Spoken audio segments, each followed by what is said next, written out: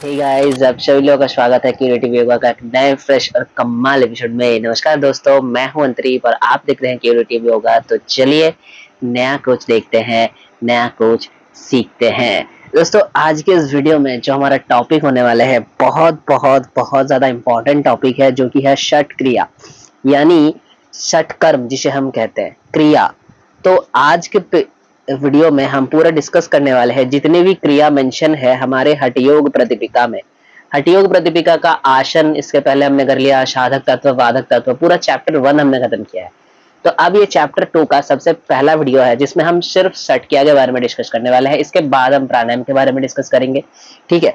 और एक वीडियो और आप लोगों को मेरे चैनल पर मिल जाएगा जो कि है कंपैरिजन वीडियो, जो कि सबसे ज्यादा महत्वपूर्ण होता है यूजीसी नेट वालों के लिए। चाहे आप यूजीसी नेट देने की तैयारी कर रहे हो, चाहे आप ग्रेजुएशन पर हो या फिर आप मास्टर्स की तैयारी कर रहे हो, आप लोगों के लिए सबसे ज्यादा महत्वपूर्ण जो उतने भी टॉपिक बनते हैं, जो जो टॉपिक बेस्ड आप लोगों का एग्जाम होता है, जो जो टॉपिक आप लोगों को पढ़ना पड़ता है, वो सारा का सारा टॉपिक अगर आपको वीडियोस चाहिए, स्लाइड्स चाहिए, तो आ जाइए मेरे चैनल क्यूरेटिव योगा पर, जहां पे आपको सारे के सारे वीडियोस बिना किसी फीस के सारे के सारे स्लाइड्स भी मिल जाएगा। तो चलिए जल्दी से आगे बढ़ते हैं इस वीडियो में और देखते हैं कि षट क्रिया क्या क्या बताया हुआ है हठयोग प्रतिपिका पर। तो सबसे पहले हम इसका सीक्वेंस देख लेते हैं कि हठयोग प्रतिपिका में कौन से सीक्वेंस में षट क्रिया को बताया हुआ है। ये सीक्वेंस इसलिए महत्वपूर्ण है, जो नेट देने वाले हो ना, जो यूजीसी नेट की तैयारी कर रहे हो जितने भी लोग, उनके लिए जो है ये सीक्वेंस बहुत ज्यादा इंपॉर्टेंट है। अब मैं ये ऐसा क्यों कह रहा हूँ, क्योंकि हठयोग प्रतिपिका का सीक्वेंस जो है अलग है। अब बात करें हठ रत्नावली का सीक्वेंस अलग है। अब बात करें घेरन संहिता का, वहां पर भी सीक्वेंस आपको अलग मिलते हैं। तो हठयोगिक टेक्स्ट की अगर मैं बात करूंगा तो इन तीनों पर आपको क्रिया देखने को मिलता है, लेकिन इन तीनों में सीक्वेंस अलग अलग है जहां से क्वेश्चंस पूछे जाते हैं दोस्तों यूजीसी नेट पर। तो चलिए सबसे पहले सीक्वेंस को देखते हैं। हठयोग प्रतिपिका में जो सीक्वेंस बताया हुआ है, नंबर 1 पर है धौती, फिर वस्ती, नेति, त्राटक, नौली, कपालभाति, ये सारे सीक्वेंस। अब 1 बाय 1 इनको पढ़ते हैं, ये 6 क्रियाओं को पढ़ते हैं और इसका बेनिफिट भी देखते हैं। चलिए सबसे पहले धोती से स्टार्ट करते हैं। धोती बताते हुए यहाँ पर जो है बस एक ही टाइप की धोती बताई गई है, वो क्या है, वो जो है वस्त्र धोती। कौन से टाइप की धोती बताया गया है यहाँ पर, वस्त्र धोती बताया गया है। वस्त्र धोती, वस्त्र धोती करने की विधि क्या बताई गई है यहाँ पर, देखो विधि बताते हुए ये लोग कह रहे हैं कि 15 हाथ लंबा और 4 अंगुल चौड़ा, 15 हाथ लंबा और 4 आंगुल चौड़ा ऐसे कपड़ा आपको धीरे से सबसे पहले क्या करना है, निकालना है, यानी अंदर ले लेना है। उसके बाद जब आप निकाल लिया उसको, तो फिर धीरे धीरे धीरे धीरे उस कपड़े को आपको ऐसे ऐसे ऐसे ऐसे फिर उसको बाहर निकाल देना है, फिर उसको बाहर निकाल देना है। इसी क्रिया को धोती क्रिया बताए गए हैं हठयोग प्रतिपिका पर। अगर धोती आपको सिर्फ बोला जा रहा है, हठयोग प्रतिपिका कह के अगर आपको सिर्फ धोती क्रिया ही बोल रहा है, तो इसका मतलब वस्त्र धोती ही आपको इंगित कर रहा है। ये वाला चीज सबसे इंपॉर्टेंट है, याद रखना। लंबाई कितनी बताई गई है हठयोग प्रतिपिका के, और चौड़ाई कितनी बताई गई है कपड़ा का, कपड़ा का लंबाई कितना है, चौड़ाई कितना है, ये बहुत ज्यादा इंपॉर्टेंट पॉइंट है, क्योंकि इसमें आपको अदर्स टेक्स्ट में वेरिएशन देखने को मिलेगा, ये इसलिए इंपॉर्टेंट है। अब इसमें बेनिफिट क्या बताया गया है, बेनिफिट के लिए मैं कहता हूं कि ये श्लोक याद कर लो बेनिफिट के लिए, क्योंकि कई बार ये श्लोक को सीधा देके क्वेश्चन पूछा है, कई बार इस श्लोक को सीधा डाल के क्वेश्चन पूछा गया है, इसलिए मैंने यहाँ पर श्लोक लिखे। जहां जहां पर भी मैंने श्लोक अटैच किया ना, वो श्लोक बहुत ज्यादा इंपॉर्टेंट होने वाले हैं आप लोगों के लिए।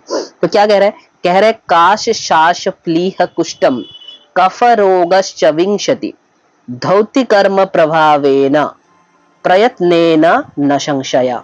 मतलब क्या है कि काश, यानी काश का मतलब होता है आपका जो कफ डिसऑर्डर है, काश, उसके बाद श्वास मतलब एस्थमा, प्लीह मतलब स्प्लीन, उसके बाद कह रहे कुष्ठ, यानी कुष्ठ का मतलब होता है जो चर्म रोग होता है, चर्म रोग जो होता है उसे कह रहा है, जो कि हम जिसको स्किन डिसीजेस कहते हैं उसे कुष्ठ कहा जा रहा है, कुष्ठ रोग।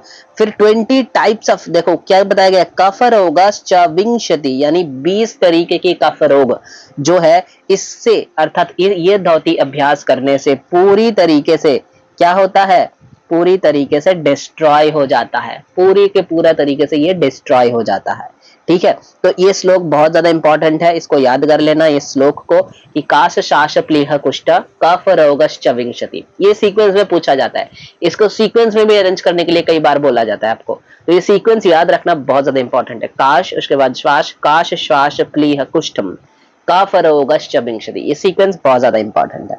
ठीक है, ये हो गया धोती। अब आते हैं वस्ती पे।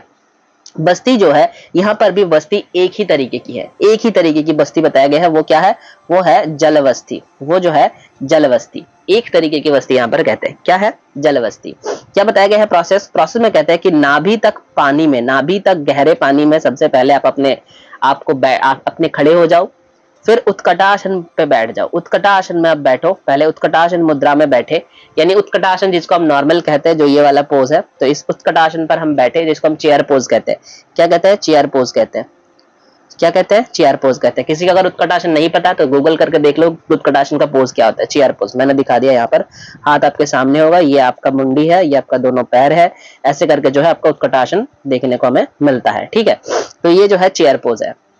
इसमें बैठकर क्या करना चाहिए, इसमें बैठ के आपको आधार को कुंचन करे, ऐसे वस्तीकर्म कहा जाता है, इसे वस्तीकर्म कहा जाता है। मतलब आप बैठ गए उत्कटासन पर, पहले नाभि तक पानी में खड़े हो जाओ, फिर बैठो उत्कटासन में, तो फिर आपके जो एनल रीजन है, आपके जो एनल रीजन है उसको कॉन्ट्रैक्ट और रिलैक्स, कॉन्ट्रैक्ट और रिलैक्स, कॉन्ट्रैक्ट और रिलैक्स, ये प्रोसेस बताया गया है वस्ती का, ये प्रोसेस बताया गया है वस्ती का, इसे ज्यादातर हम जलवस्ती कहते हैं। लेकिन याद रखना, हठयोग प्रदीपिका अलग से डिवीजन नहीं बताते हैं, हठयोग प्रदीपिका कोई डिवीजन नहीं बताते हैं, एक ही बस्ती बताया गया है, सिर्फ जल बस्ती के बारे में यहाँ पर चर्चा हुई है, स्थल बस्ती के बारे में कुछ भी चर्चा यहाँ पर नहीं किया गया है। ठीक है, फिर इसके बेनिफिट पूछा गया है। बेनिफिट कह रहा है कि गुल्म रोग को नाश करते हैं, प्लीहा रोगों को नाश करते हैं, उदर रोगों को नाश करते हैं, वात पित्त कफ यानी त्रिदोषों को नाश करते हैं, वात पित्त कफ से उत्पन्न होने वाले सारे के सारे रोग देखो नष्ट होते हैं, मेंशन किया गया है।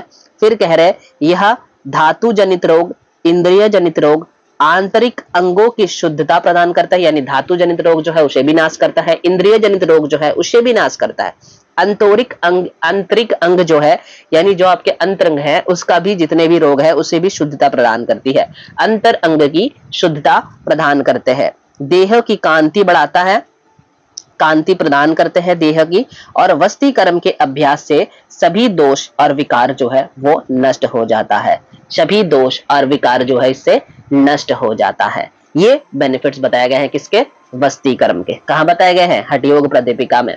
अब जब मैं इसका कंपैरिजन वीडियो आप लोगों को दूंगा ना, जब इसका कंपैरिजन वीडियो आप लोग देखोगे कि वहां पर क्या बताया हमने, कैसे डिस्कस किया है, एक साइड हमने रखा हठयोग प्रदीपिका, एक साइड हमने रखा घेरन संहिता, एक साइड हमने रखा हठ रत्नावली। तो सबसे पहले इससे नोट्स बनाओ, हठयोग प्रदीपिका में क्या बताया गया है, घेरन संहिता में क्या बताया गया है, हठ रत्नावली में क्या बताया गया है। उसके बाद जब आप एग्जाम्स देने जाओगे, एग्जाम्स के पहले एक बार ये वीडियो लगाने की जरूरत नहीं है, ये वीडियो अभी के लिए है डिटेल डिस्कशन के लिए, क्योंकि वहां पर मैं इतने डिटेल में नहीं बताने वाला, जो वहां जो वीडियो है वहां पर मैंने ये डिटेल में नहीं बताया गया, इतना सारा नहीं बताया, बस मैंने मार्क किया हुआ है, मार्क मैंने ये दिखाने की कोशिश की है कि डिफरेंस कहाँ कहाँ है।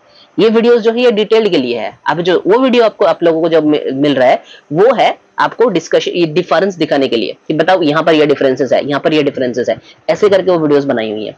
ठीक है, चलो अब बात करते हैं नेति का। नेति क्या बताया गया है, नेति बताते हुए यहाँ पर सूत्र नीति के बारे में बात करते हैं। सूत्र नीति में क्या बताया गया है, एक वितस्ती लंबा, एक वितस्ती का मतलब क्या होता है, एक वित, जिसको हम एक वित कहते हैं वो सही एक वितस्ती कहा जाता है, उससे 12 अंगुल के आसपास उसका लगभग 12 अंगुल उसका जो है नाप होता है। ठीक है, तो उतने लंबा एक सूक्ष्म स्निग्ध सूत्र जो है नासिका मार्ग से प्रवेश कराए और फिर उसे मुख से निकाले, यानी नाक से उसको डालना है। नेति अभी जो है आप लोग कैथेटर यूज करते होंगे ऑब्वियसली, बट पहले कैथेटर नहीं हुआ करता था। जो प्रोसेस हठयोग में बताया हुआ है वो बेसिकली थ्रेड बताया हुआ है। थ्रेड को क्या करते हैं, थ्रेड को हम ऐसे पहले इसको पिचा लेते हैं, उसको पहले पकाकर ऐसे थोड़ा सा एक मोटा थिकनेस वाला उसको तैयार करते थे। फिर क्या करते हैं, उस थ्रेड को इस फॉर एग्जांपल आप लेफ्ट नॉस्ट्रिल से कर रहे हो, तो लेफ्ट नॉस्ट्रिल से जब अब उसको डालोगे तो बिल्कुल आप ऐसे करके जब अपना हाथ डालते हो मुंह के अंदर, तो क्या होता है यहाँ तक गले में जो है वो थ्रेड जो है आ जाता है, और हम इसको ऐसे पकड़ के खींच लेते हैं बाहर खींच के, फिर ये जो पूरा हमारा नेजल पैसेज है इसको हम क्लियर करते हैं, ऐसे ऐसे ऐसे ऐसे पूरा नेजल पैसेज को हम क्लियर करते हैं। ये होता है बेसिकली सूत्र नीति। ठीक है, अब इसके बेनिफिट क्या बताते हैं। सूत्र नीति का बेनिफिट देखो, बताया जा रहा है कि ये जो है कपाल शुद्धि प्रदायिनी, इसको कपाल शुद्धि प्रदायिनी कहते हैं, यानी कपाल के शुद्धि करता है। टर्म याद रखना, मैं लिख रहा हूं यहां पर, कपाल शुद्धि प्रदायिनी, प्रदायिनी, कपाल शुद्धि प्रदायिनी बताया गया है। फिर कह रहे दिव्य दृष्टि प्रदान करते हैं, कपाल कपाल शोधिनी बताया गया है, सॉरी, कपाल शोधिनी, कपाल शोधिनी दिव्य दृष्टि प्रदायिनी, कपाल शोधिनी कहते हैं, यानी कपाल के शोधन करते हैं, कपाल शोधिनी और दिव्य दृष्टि प्रदायिनी, दिव्य दृष्टि प्रदायिनी। उसके बाद क्या बताया गया है, उसके बाद बताया गया है ऊर्ध जत्रु रोग नाशिनी। ऊर्ध जत्रु, जत्रु किसे कहते हैं, आपके जो कॉलर बोन है, ये बेसिकली जत्रु है, जो कॉलर बोन, ये जिसको हम ब्यूटी बोन कहते हैं ना, ब्यूटी बोन कहते हो ना सब लोग, ब्यूटी बोन यार मेरा दिखता है नहीं दिखता है, वो ब्यूटी बोन के ऊपर वाले हिस्से, उसे जत्रु कहा जाता है। तो ऊर्ध जत्रु, जत्रु के ऊपर जितने भी पार्ट है, चाहे उसका आंख हो, चाहे उसका आपका नाक हो, कान हो, मुख हो, कोई भी, गले हो, कुछ भी, जत्रु के ऊपर वाले जितने भी रोग हैं उसको नाश करने में, उसको नष्ट करने में ये मदद करती है। कौन, नेति। ऊर्ध कह रहे, ऊर्ध जत्रु रोग नाशिनी, ऊर्ध जत्रु रोग नाशिनी कहा जाता है इसे, ठीक है। तो कपाल शोधनी, दिव्य दृष्टि प्रदायिनी, ऊर्ध जत्रु रोग नाशिनी, ठीक है। अब बात करते हैं आगे, त्राटक। त्राटक में क्या कहा गया है, त्राटक में कहते हैं कि एकाग्रता के साथ, त्राटक में प्रोसेस देखिए, यहाँ त्राटक भी एक ही बताया गया है। हठयोग प्रदीपिका में ना सारा का सारा अभ्यास जितने भी आप लोग पढ़ोगे एक बताया गया है, 6 जितने भी षट क्रिया है सबकी अभ्यास एक ही बताया गया है। जैसे घेरन संहिता आप देखेंगे तो धौती आपको 13 प्रकार के दिखने को मिलता है, लेकिन हठयोग प्रदीपिका एक कहते हैं। त्राटक कई सारे जगहों में, त्राटक हठ रत्नावली की बात करें, अंतरंग त्राटक, बहिरंग त्राटक कहते हैं, यहाँ पर एक बताया हुआ है। तो घेरन संहिता, हठयोग प्रदीपिका जो है बहुत कम कम अभ्यास बताया गया है, एक ही अभ्यास बताया गया सबका। कहना है कि एकाग्रता के साथ सूक्ष्म लक्ष्य पर जो है अचल दृष्टि रखे जब तक आंसू बहने ना लगे, यह अभ्यास करे, इसे आचार्यों द्वारा त्राटक कहा जाता है। कहते हैं कि कोई भी सूक्ष्म वस्तु हो, हम अभी इसका बहुत सारे वेरिएशन हमें दिखने को मिलता है, जैसे फॉर एग्जांपल ज्योति त्राटक है अभी, ठीक है, तो उंगली त्राटक है, लेकिन हठयोग में ऐसा कोई डिफरेंस नहीं बताया गया है। हठयोग प्रदीपिका कहते हैं कि बस किसी भी सूक्ष्म वस्तु पर अगर आपने अपने नजर टिका लिया तो उसे हम कहेंगे त्राटक, उसे हम कहेंगे त्राटक, चाहे वो कोई भी हो, कुछ भी हो, चाहे वो एक ज्योति हो, मोमबत्ती जला कर रहे हो आप, चाहे आप किसी भी सूक्ष्म वस्तु पर एक नजर से देख रहे हो, उतने टाइम तक आपको देखना है जब तक आंखों से पानी ना बहने लगे। जब पानी बहना चालू हो जाएगा तो धीरे से अपना आंखें जो है उसको बंद कर लो, थोड़े टाइम के लिए आप नॉर्मल रहो, उसको सोचते रहो मनी मन जो आप देख रहे हो, फिर धीरे से आप आंखें खोलकर फिर से आप उस पर आपके आंखें टिकाए रखेंगे जब तक फिर से पानी ना आ जाए। ये जो अभ्यास है इसे कहा गया है त्राटक, ठीक है। त्राटक के बेनिफिट क्या कहते हैं हठयोग, हठयोग कहते हैं यह जो है ये नेत्र रोग को दूर करते हैं, तंद्रा को दूर करते हैं, या नींद के अभाव जो है उसको पूरी करते हैं तंद्रा, और आदि को समाप्त करता है।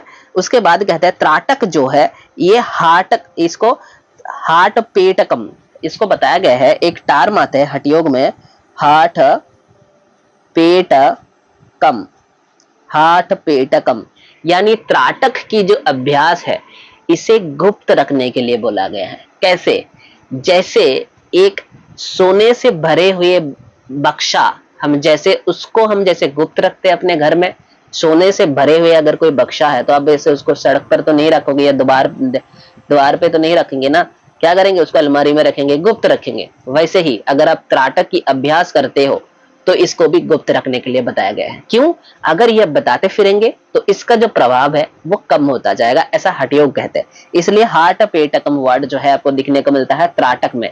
ये कई बार क्वेश्चंस पूछा जाता है कि हाट पेटकम वर्ड जो है ये कहाँ से लिया गया है, या तो फिर ये कौन से अभ्यास के साथ बोला गया है। तो ये जो है ज्यादातर हठयोग प्रदीपिका में बोला गया है, कौन से अभ्यास के लिए, त्राटक के लिए बोला गया है, त्राटक के लिए, त्राटक के लिए जो है ये वर्ड यूज किया गया है हाट पेटकम, यानी इसको जो है सोने की पिटारी के जैसा इसको गुप्त रखने के लिए बोलते हैं। और कहते हैं कि ये जो है रोग नेत्र रोगों को दूर करता है, तंद्रा रोगों को दूर करता है और हमें आनंद देता है, आनंद मिलता है। आदि को समाप्त करता है, मतलब जो है दुख जो है उसका नाश करता है, आनंद देता है। ये आनंद प्रदानकारी नहीं होता है, आनंद को प्रदान करते हैं हमें, और हमें तंद्रा जो है दूर करते हैं और नेत्र रोगों को दूर करता है। ठीक है, उसके बाद बात करते हैं नौली। नौली के बारे में बताते हुए यहाँ पर सिर्फ जो है भ्रमण नौली के बारे में कहा गया है। याद रखना, भ्रमण नौली, भ्रमण नौली के बारे में कहते हैं कि तेजी से घुमाते हुए तुंड को दाएं बाएं स्थानांतरित करते हुए जो नाभि को घुमाता है, उस क्रिया को सिद्धों ने नौली क्रिया के नाम से प्रशंसा की है। यानी आपने पेट को, अपने एब्डोमिनल रीजन को सबसे पहले उसको शक करिए, बीच में लाइए, फिर उसको घुमाना। यहाँ पर कोई मध्यम नौली, दक्षिण नौली, वाम नौली कुछ नहीं बताया भाई, यहाँ पर सिर्फ भ्रमण को कह दिया कि उसको शाख कर लीजिए, फिर उसको घुमाते रहिए। एक बार दाएं से बाएं घुमाते रहिए, फिर उसको बाएं से दाएं घुमाते रहिए। ये जो अभ्यास है इसे कहते हैं नौली। सॉरी, मैंने एक चीज गलत बोला था त्राटक पर। त्राटक में मैंने बोला था कि ये आनंद प्रदान करते हैं, त्राटक आनंद नहीं प्रदान करते। त्राटक का जो है नेत्र रोगों को दूर करता है और तंद्रा रोगों को दूर करता है, तंद्रा के अभाव होता है, नेत्र रोगों को दूर करता है, और ये जो है सोने की पेटी की तरह इसको गुप्त रखने के लिए बोला गया है। लेकिन नौली जो है, नौली का अगर हम बात करें तो नौली जो है ये आपका जठराग्नि को जो है बढ़ाता है और आपके जो दोष और रोगों को नष्ट करता है, अशेष दोष यानी सारे दोष और रोग को नष्ट करता है। और ये जो है नौली, ये आपको आनंद प्रदान करते हैं। नौली जो है ये आपको आनंद प्रदान करते हैं। त्राटक में आनंद प्रदान नहीं होगा, त्राटक में मैंने गलत बोला था। त्राटक जो है उसका बेनिफिट हम फिर से एक बार मैं क्लियर कर देता हूं। त्राटक का जो बेनिफिट है वो है कि तंद्रा रोगों को दूर करता है, नेत्र रोगों को दूर करता है, और त्राटक जो है हार्ट पेटकम इसे बोला गया है, यानी सोने की पेटी की तरह इसको गुप्त रखने के लिए बोला गया है। नौली की बात करें तो नौली जो है जठराग्नि को प्रदीप्त करता है, उसके बाद आपके दोष और रोगों को नाश करता है, अशेष दोष और रोगों को नाश करता है, यानी सभी दोष और रोगों को नाश करता है आप कह सकते हो, और आनंद प्रदान करते हैं। ठीक है, फिर आते हैं लास्ट षटक्रिया यानी 6 नंबर, जिसे हम कहते हैं कपालभाति। कपालभाति कह रहे हैं कि लोहर की भांति के सांस, मतलब लोहे की धोकनी की तरह। जैसे हापर देखे, हापर आप लोगों को पता है, हापर ऐसे ऐसे जैसे कमार करते हैं ना, ऐसे ऐसे हापर कर, वो कैसे श, श, श, ऐसे आवाज होता है उससे, तो ये हापर की तरह बिल्कुल श्वास को ले जल्दी जल्दी अंदर बाहर करते हुए, देखो कह रहा है कि श्वास को जल्दी जल्दी अंदर बाहर करते हुए क्रिया की इसके किया जाता है, यह कपालभाति कहलाता है। मतलब श्वास आप ले रहे हो और श्वास को छोड़ रहे हैं हापर की तरह, बिल्कुल जल्दी जल्दी, उसको कहते हैं कपालभाति। कपालभाति का बेनिफिट क्या है? ये कफ दोषों को नाश करने में मदद करती है, कफ दोषों के नाश करने में कपालभाति जो है मदद करते हैं। तो हमने 6 क्रियाएं पढ़ लिया, षट क्रिया पूरा कंप्लीट कर ली। देखो सीक्वेंस क्या था, धौती, वस्ती, नेति, त्राटक, नौली, कपालभाति। सबसे पहले हमने धौती पढ़ा। धौती के धौती क्या है? सिर्फ बस धौती के बारे में बताया गया है। 15 हाथ लंबा, 4 अंगुल चौड़ा जो है, कपड़ा को अंदर ले लो, फिर इसको बाहर निकाल लो। बेनिफिट क्या है? श्वास ग्लास पी क्लिष्टम कफ रोगा चविंशति, ये बेनिफिट बताया गया है। वस्ती के बारे में कहते हुए जलवस्ती बताते हैं, नाभि तक पानी में खड़े हो जाओ पहले, फिर उत्कटासन में बैठ जाओ, फिर कॉन्ट्रैक्ट और रिलैक्स करते रहो अपने एनल रीजन को। ठीक है, उसका बेनिफिट क्या बताया? गुल्म रोगों को नाश करते हैं, प्लीहा रोगों को नाश करते हैं, उदर रोगों को नाश करते हैं, वात पित्त कफ से उत्पन्न होने वाले सारे रोगों को नाश करते हैं, धातु जनित रोग, इंद्रिय जनित रोग, आंतरिक अंगों की शुद्धता प्रदान करते हैं, कांति प्रदान करते हैं शरीर में। ये सारा बेनिफिट जो है वस्ती के बारे में बताया गया है। फिर नेति की बात करते हैं, एक वितस्ती और यानी 12 अंगुल लगभग लंबा चौड़ा, अगर लंबा जो है, इसमें चौड़ाई नहीं बताई गई है, याद रखना चौड़ाई नहीं बताई गई, सिर्फ लंबा। सूत्र को क्या करो, अपने एक नाक से डालो और दूसरे नाक से उसको वापस लेके आओ, सॉरी एक नाक से डालो और मुख से बाहर निकालो, फिर वो पैसेज को पूरा क्लीन करो। ठीक है, बेनिफिट क्या बताया गया है? बेनिफिट बताया गया है कपाल शोधनी, दिव्यदृष्टि प्रदायनी और ऊर्ध्व जत्र रोग नाशिनी। ठीक है, उसके बाद बात करते हैं त्राटक। त्राटक की अगर बात करें तो ये एकाग्रता के साथ किसी भी सूक्ष्म वस्तु पर अपने लक्षण को जो है टिकाए रखे, अपनी दृष्टि को जो है टिकाए रखे, जब तक आंखों से पानी ना बह जाए। ठीक है, वहां पर बेनिफिट क्या बताया गया है? नेत्र रोग, तंद्रा, नेत्र रोगों को दूर करती है, तंद्रा दूर करते हैं। ठीक है, आदि को समाप्त करता है, और जो है त्राटक जो है हार्ट पेटकम की तरह इसको गुप्त करने के लिए बोला गया है, सोने की पेटी की तरह इसको गुप्त रखने के लिए बोला गया है। उसके बाद बात करते हैं नौली। नौली में जो है बताया गया है कि अपने पेट को, एब्डोमेन को पहले शक कर लो, फिर इसको घुमाते रहो, बाएं से दाएं और दाएं से बाएं, ऐसे करके इसको घुमाते रहो। इसमें 3 बेनिफिट बताया गया है। जठराग्नि प्रदीप्त करते हैं, अशेष दोष और अशेष रोगों को नाश करती है और आनंद प्रदान करती है। उसके बाद कपालभाति कह रहे हैं कि लोहे की धोखनी की तरह बिल्कुल जल्दी जल्दी श्वास को अंदर लो और बाहर छोड़ दो, अंदर लो और बाहर छोड़ दो। इसके बेनिफिट क्या बताया गया है कि ये जो है कफ रोगों को नाश करने में मदद करते हैं, कफ रोगों को नाश करने में ये मदद करती है हमें। ठीक है, तो बस फिलहाल वीडियो में इतना ही। ये हमने डिस्कस कर लिया पूरा का पूरा हठ योग में जितने भी क्रियाएं बताए हुए थे षट क्रिया के बारे में। तो बस आप इस वीडियोस को एक बार पढ़ लीजिए, इसको देख लीजिए, अपना नोट्स प्रिपेयर कर लीजिए। उसके बाद घेरन संहिता पढ़िए, उसका क्रिया पढ़िए, हठ योग हठ रत्नावली पढ़िए, उसका क्रिया पढ़िए। सारे के सारे वीडियोस आपको मेरे चैनल पर मिल जाएगा। और फिर कंपैरिजन पर चलिए, फिर उसको कंपेयर करके नोट्स बना के रखिए। वो नोट्स आपका काम आएगा एग्जाम्स के पहले दिन, वो नोट्स आपका काम है, क्योंकि तब इतना पढ़ने का टाइम नहीं रहेगा। तो बस दोस्तों फिलहाल वीडियो में इतना ही, फिर मिलते हैं आप लोगों के साथ अगले वीडियो में। तब तक के लिए stay healthy, stay happy and keep doing yoga. धन्यवाद।